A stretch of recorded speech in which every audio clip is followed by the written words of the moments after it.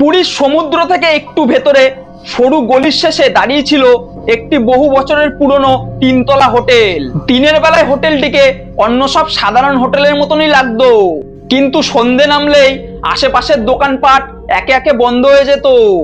আর সেই রাস্তায় আর মানুষজনও যেত না, কেউ প্রকাশ্যে কিছু বলতো না।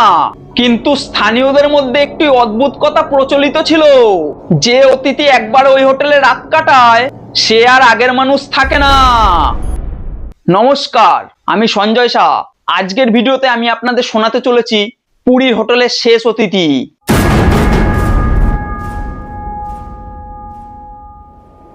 কলকাতার এক মধ্যবয়স্ক অফিস কর্মী অনির্বাণ রায় কয়েকদিনের ছুটি নিয়ে পুরীতে বেড়াতে এসেছিলেন। তিনি ভিড়ভাট্টা খুব একটা পছন্দ করতেন না, তাই তিনি ভিড় এড়িয়ে শান্ত পরিবেশে থাকতে চাইছিলেন। তাই শহরের ব্যস্ত এলাকা ছেড়ে কম পরিচিত একটি হোটেল বেছে নিলেন। অটো চালককে হোটেলের নাম বলতেই সে কিছুক্ষণ চুপ করে রইল, তারপর বলল, স্যার আপনি নিশ্চিত তো? অনির্বাণ হেসে বলল, কেন, হোটেলটা খারাপ নাকি?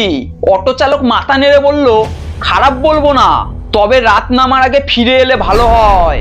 এর বেশি কিছু আর না বলে সে হোটেলের সামনে নামিয়ে দিয়ে চলে গেল। হোটেলের কাচের দরজা ঠেলে ভেতরে ঢুকতেই অনির্বাণের মনে হলো যেন সে বাইরের জগৎ থেকে সম্পূর্ণ একটা আলাদা পরিবেশে চলে এসেছেন। বাতাসে পুরনো কাঠের গন্ধ, দেওয়ালে ঝুলছে বহু বছরের পুরনো একটি ঘড়ি, আর রিসেপশনের পিছনে বসে আছেন সাদা চুলের এক বৃদ্ধ। বৃদ্ধ কোনো হাসি দিলেন না, শুধু ধীরে ধীরে একটি মোটা রেজিস্টার সামনের দিকে এগিয়ে দিয়ে বললেন, নামটা লিখে দিন। অনির্বাণ নাম লিখলেন, কিন্তু হঠাৎই বৃদ্ধ লোকটি সেই নাম লেখা খাতাটার দিকে অনেকক্ষণ ধরে তাকিয়ে থাকলেন। তারপর খুব আস্তে আস্তে বললেন, অনেকদিন পর। অনির্বাণ জিজ্ঞেস করলেন, কিছু বললেন? বৃদ্ধটি তখনই মৃদু হেসে বলল, না না, কিছু বলিনি।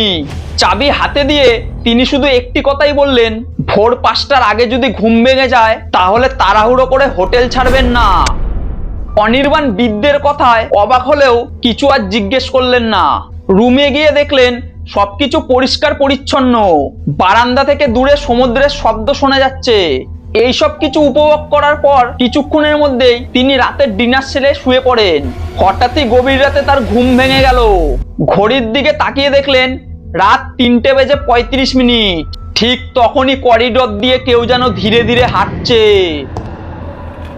তিনি দরজা খুলে বাইরে তাকাতেই দেখেন করিডোর সম্পূর্ণ ফাঁকা, দূরে শুধু একটি টিম টিম করে হলুদ আলো জ্বলছে। ঘরে ফিরে দরজা বন্ধ করতেই আবার সেই শব্দ ভেসে এলো, আর ওই শব্দটি এবার যেন তার দরজার সামনে এসেই থেমে গেল। তারপর কয়েক মিনিট আবার চারপাশে সব নিস্তব্ধ, কিন্তু তার আর ঘুম এলো না। ভোরের আলো ফুটতেই তিনি নিচে নেমে এলেন, আর রিসেপশনে ঠিক একই বৃদ্ধ বসেছিলেন।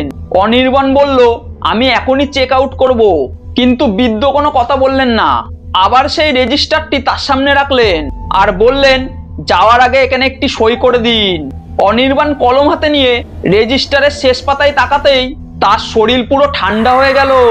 সেখানে তার নাম আগেই লেখা, একই বানান, একই তারিখ আর একই স্বাক্ষর, 17ই আগস্ট 1998।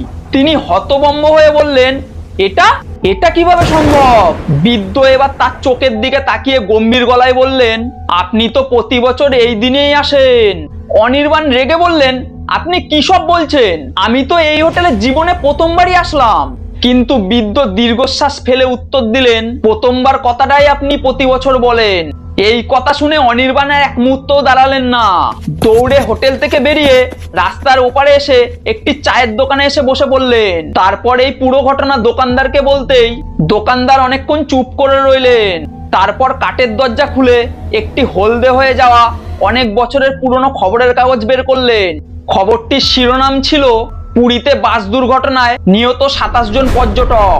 নিচের ছবিগুলোর মধ্যে একটির মধ্যে আঙ্গুল রেখে দোকানদার বললেন, দেখেন তো এই মানুষটাকে চিনতে পাচ্ছেন? অনির্বাণ ছবিটার দিকে তাকিয়ে স্তব্ধ হয়ে গেলেন। ওটা ছিল তারই ছবি, একই মুখ, একই হাসি। আর খবরের নিচে লেখা ছিল, অনির্বাণ রায়, কলকাতা।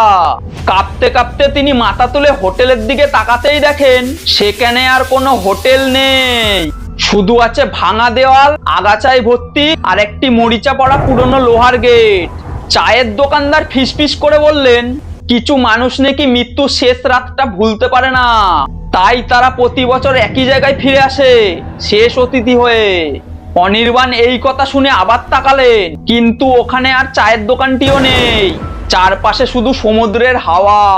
তার পরের মুহূর্তে দূরে কোথাও যেন একটি পুরনো রিসেপশনের ঘন্টা বেজে উঠলো।